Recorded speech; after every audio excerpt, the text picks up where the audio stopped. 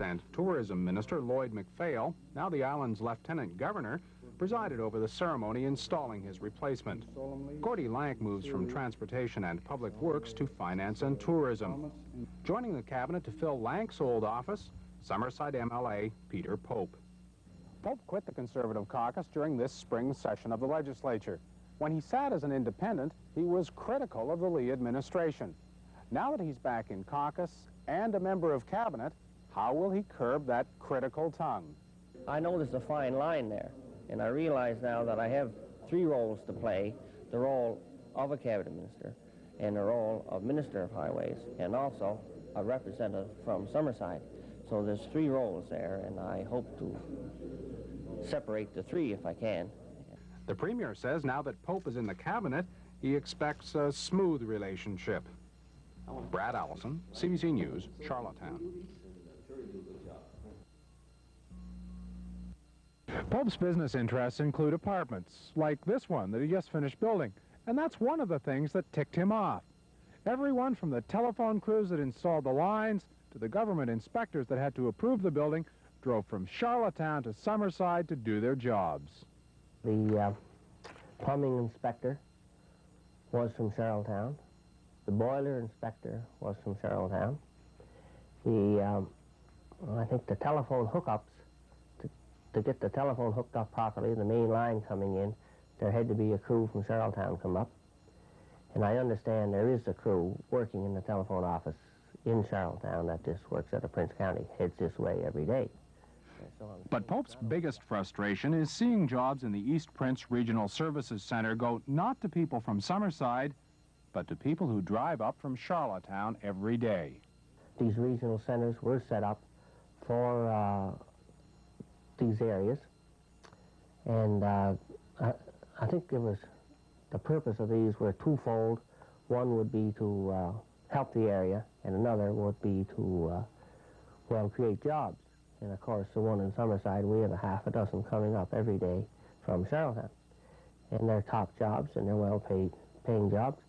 And that, you know, to me, a regional service center, I think that there should be some policy made that these people should live in the area they're working. Because we have to have some kind of a little advantage over it, or, you know, it's very, very difficult to go to work every day and see these people coming up and taking jobs from people in my area.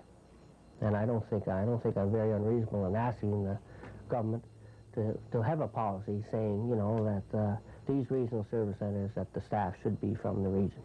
What can your giving an ultimatum to the Premier and to the Conservative caucus do to resolve those problems, if you haven't been able to resolve them within the caucus so far?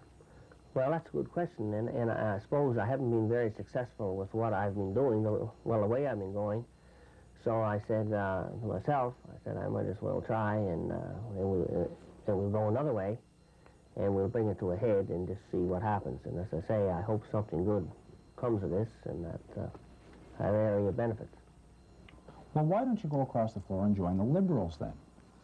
Well, I think that's a twofold question. Number one, I don't think they'd have me. And number two, I'm not interested in joining that party. I'm a very strong believer in Brian Mulroney. I went up to his nominating convention, and I voted for him. I think I was the first MLA in Prince Edward Island to state that I was going to support Mr. Mulroney. I think that he has a chance of becoming the best Prime Minister Canada ever had. And this makes it more difficult, you know, my decision.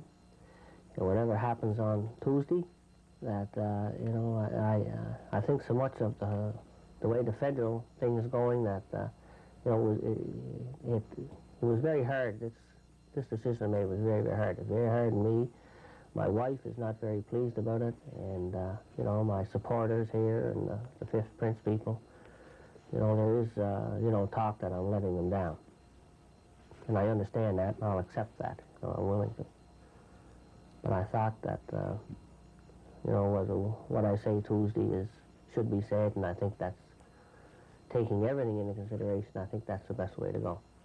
I guess your horizon, your your view of the future doesn't go much beyond Tuesday, but have you thought about running again in the next provincial election? Well, you know, usually when people go independent, that's usually the end of them. And of course, it's hard to say, you know, what takes place. I suppose you know, if my health holds up, I suppose I would still be willing to run the next election if I thought it could help my area, or if I thought, you know, enough people wanted me. But I'm not thinking of that right now, for sure. And I'm just going and hoping that something good will come out of this in the near future.